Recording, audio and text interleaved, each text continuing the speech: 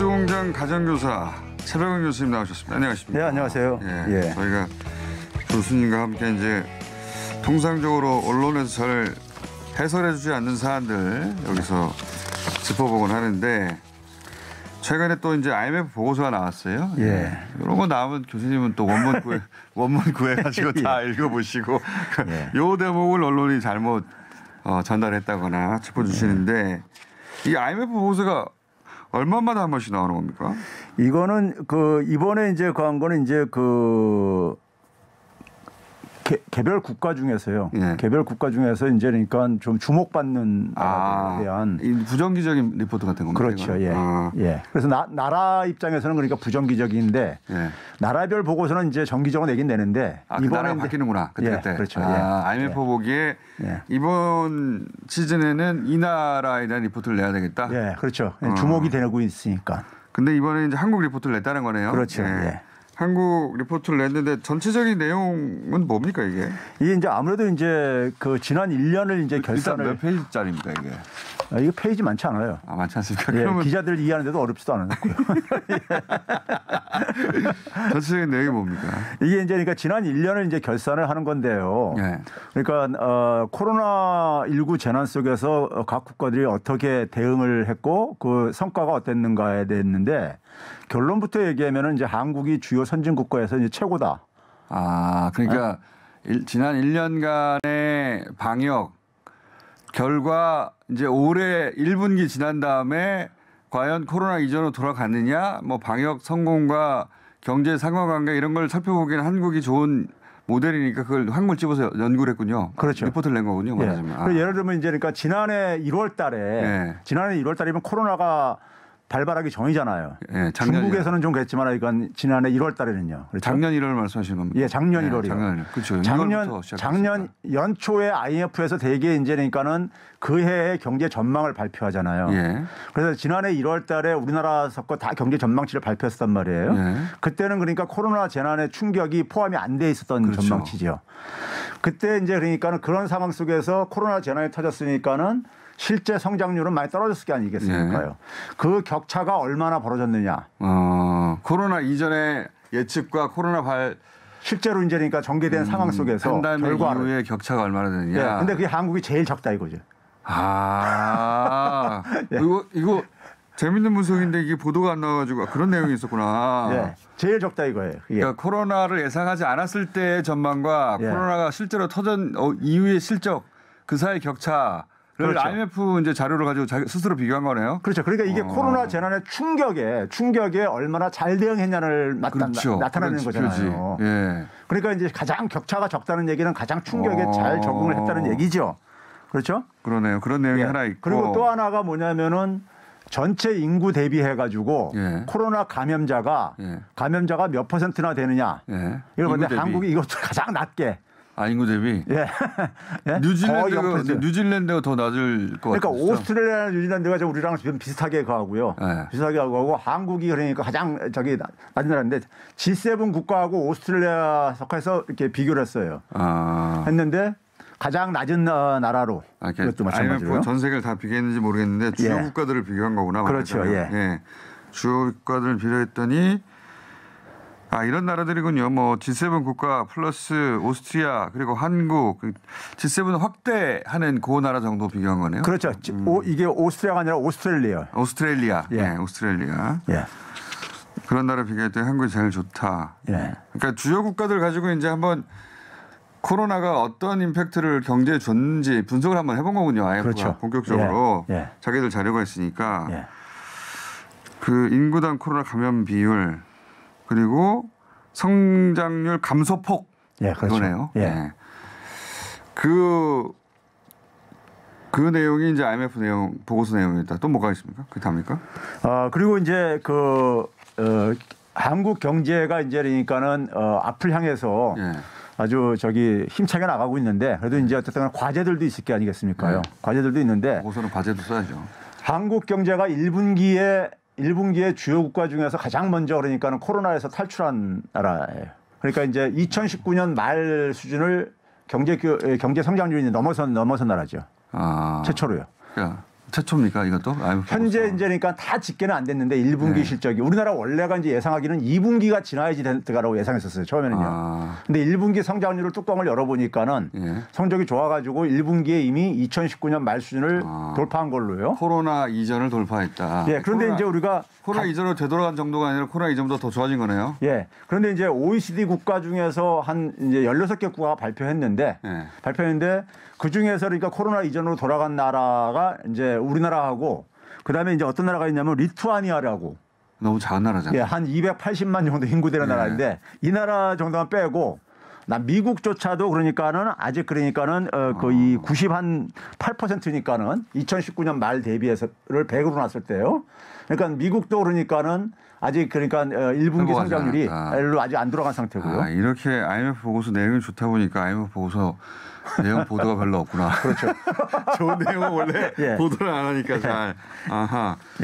근데 이건 궁금증입니다만 개인적으로 이제 뉴질랜드 같은 나라가 이제 코로나 대응을 잘했다고 자꾸 계속 보도되잖아요.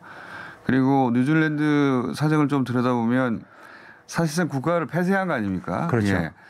그러니까 그 방역 조치를 다른 나라들은 집에 있어라 이 정도의 봉쇄 조치였다면 그 뉴질랜드는 섬이라는 특이한 조건도 있어서 그렇겠지만 사실상 국가를 완전 봉쇄해 버렸잖아요. 그렇죠. 그 안에서 그 시민들도 집 안에 있으라고 이제 봉쇄를 한 것이고 지금도 계속 그런 상태라고 하더라고요.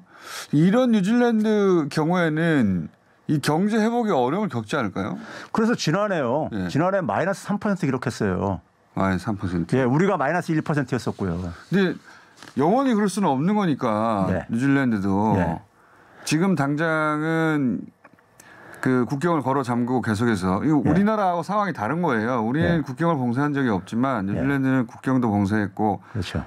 그 집에서 못 나오도록 한 기간이 굉장히 길었거든요. 엄청나게 길었는데 그러면 이제 경제가 확 다운돼 있을 것이고 국경을 언제까지 닫습니까? 그러면 국경을 열면 또다시 상황이 발생하지 않을까 거기는 그런 걱정도 되던데. 그렇죠. 당연하죠. 우리 같은 경우는 개방도가 워낙 높으니까는 우리는 닫아 걸을 수가 없죠. 그럴 수가 없는 상황 속에서 방역을 해야 되는 문제가 있는 거고. 국경을 연 상태를 앞으로도 계속 과거에도 그랬지만 계속 유지하면서 이 상태로 이제 적응했는데 이미. 그렇죠. 거기는 전 세계하고 다 차단해버린 거잖아요. 그렇죠. 그건 언제까지는 그럴 수 없으니 열어야 되잖아요. 그렇죠. 거기도. 그러니까 이제 이게 방역이 전 세계가 같이 통제가 되지 않는 이상에는 이게 그러니까 그거로 또 자유로울 수가 없는 거죠. 뉴질랜드가 언제까지 국경을 완전히 닫겠어요. 그게 이해가 안 가는 상황인데 그건. 그 뉴질랜드 케이스도 좀 연구해 주십시오. 그러니까 완전히 걸어 잠궈서 방역을 한 나라의 경제 사정 수치는 내부적으로 어떤가 그런 거 좀 비교해 봤으면 좋겠어요. 알겠습니다. 뉴질랜드는 근데 이제 상대적으로 그 경제 규모가 작지만은 인구가 작으니까요. 인구도 800만인 거죠. 작으니까는 그리고 이제 뭐냐면 그러다 보니까 내수의 의존도도 높아요. 수출 의존도가 낮아서 그런 면도 있겠군요.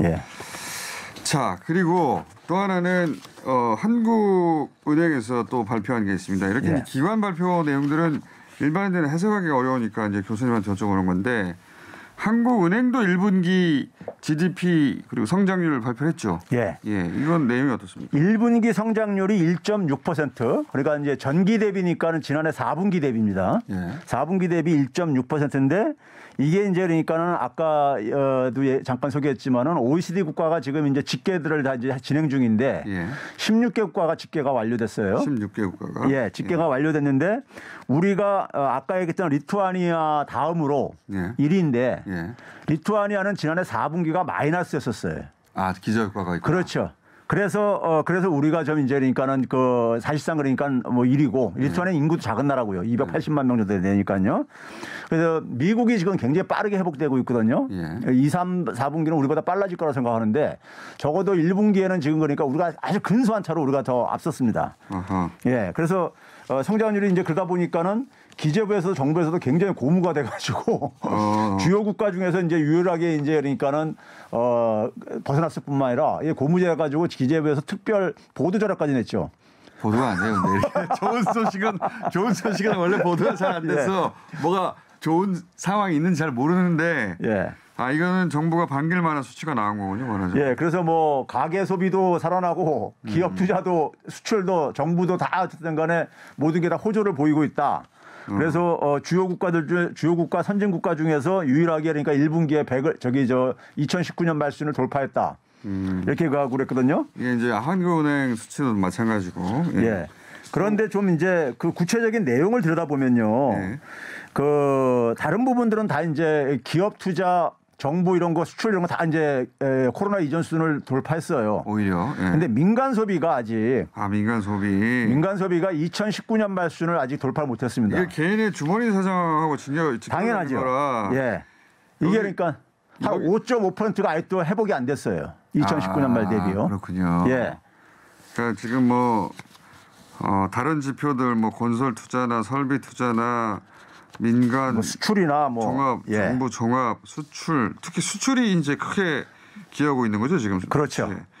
그러다 보니까 산업별로도 제조업이 훨씬 더 그러니까는 이게 회복이 빠르고 있고요. 수출이 지난 4월달, 지난달이 역대 최고 수출치. 뭐 3월, 4월 계속 그렇죠 지금요. 역대 최고치를 찍고 있어요. 수출 잘 되는군요. 근데 이제 이게 부문별로 보게 되면요, 딱 이게 내용이 나옵니다. 나오는데 뭐냐면은 우리가 이제 보게 되면은 가장 타격을 입었을 만한 분야들이 문화활동 하시는 분들. 그렇죠. 타격 보죠. 문화활동이 소득이 그러니까 한 1조, 거의 한 2조 정도가 감소했어 아직도요. 공연 분야 같은 것. 그렇죠. 그다음에 운수업도 한 2조 7천억 원 이상 감소된 상태고요. 그다음에 이제 도소매 숙박 음식업이라는 자영업이 한 2조 3천억 원 정도 감소한 상태고요. 그런데 이 와중에 금융 부분은 3조 2천억 원 이상의 소득이 증가했어요. 금융은 대출을 많이 받았다는 얘기입니까? 그러니까 돈놀이 잘했다는 얘기죠. 은행들이. 이 와중에 코로나 재난 와중에. 그것도 이해가 가네요. 이해가 한다는 게 잘했다는 게 아니라 왜 그랬는지 알게 되었다. 오늘 여기까지 하겠습니다. 최백은 교수였습니다. 감사합니다. 감사합니다.